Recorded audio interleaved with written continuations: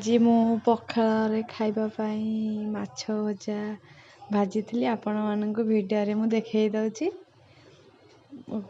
ଗୋଟେ କଂସା ନେଇଯାଇଛି, ମାଛ ଆଣିଥିଲି ମାର୍କେଟରୁ, ତାକୁ ଭଲ ଭାବରେ ଦେଖାଇ ଦେଇଛି। ଏବେ ତାକୁ ମୁଁ ଗୋଟି ଗୋଟି କରିକି କାଟି ପାଣି ଭରି ଦେଇଛି, ତାପରେ ଗୋଟି ଗୋଟି କରିକି କାଟି ସେଇଥିରୁ ଛଡ଼େଇ ଦେବି। କାଟି ନ ଛଡ଼ିଲେ ଭାଜିଲା ବେଳେ ପାଟି ଲାଗିଲେ ଭଲ ଲାଗେନି। ତାକୁ ଭଲ ଭାବରେ କାଟି ଛଡ଼େଇ ଦେଇଛି। 2 ବା 3 ଥର ଧୋଇ ଦେଇଛି, କାରଣ ମାର୍କେଟରେ ସେମାନେ ମାଛକୁ କାଟିକି ତଳେ ବି ଥୋଇ ଦିଅନ୍ତି, ଜଣେ ଜଣେ ଜରିରେ ବି ଧରି ଦିଅନ୍ତି, ସେଠି ମାଟି ଲାଗିଥାଏ। ସେଥିଲାଗି ମୁଁ ତାକୁ ଭଲ ଭାବରେ 2 ବା 3 ଥର ଧୋଇ ଦେଇଛି।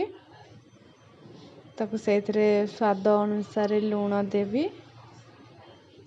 ହଳଦୀ ଗୁଣ୍ଡ ଦେଇଛି। ତାକୁ ଏବେ ମୁଁ ଭଲ ଭାବରେ ଗୋଳେଇ ଦେବି। ଗୋଳେଇକି କିଛି ସମୟ ରଖିଦେବି।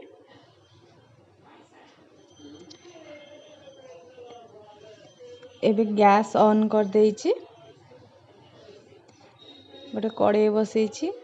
କଡ଼େଇ ଏବେ ଗରମ ହୋଇ ଆସିଲା ପରେ ମୁଁ ସୋରିଷ ତେଲ ଦେଇଛି। ସୋରିଷ ତେଲ ବଦଳରେ ଆପଣମାନେ ରିଫାଇନ୍ ତେଲ ବି ଦେଇପାରିବେ, କିନ୍ତୁ ସୋରିଷ ତେଲ ଦେଲେ ତା'ର ଟେଷ୍ଟଟା ଟିକେ ଭଲ ଆସିଥାଏ।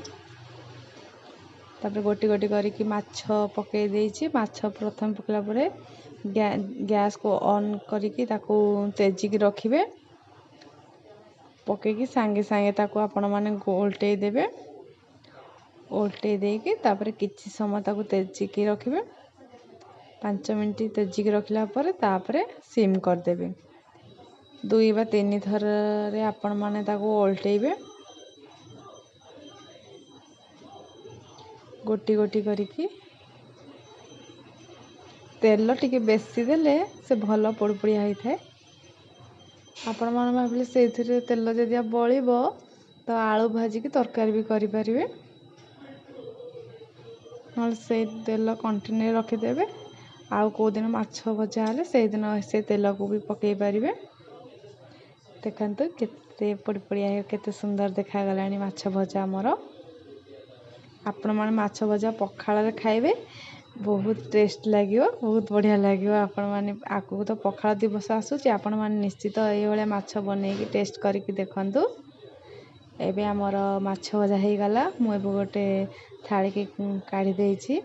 ଆଜିର ମୋ ମାଛ ଭଜା କେମିତି ଲାଗିଲା ନିଶ୍ଚିତ କମେଣ୍ଟ କରିବେ। ଆଉ କେଉଁ ରେସିପି ପାଇବାକୁ ଚାହୁଁଛନ୍ତି ନିଶ୍ଚିତ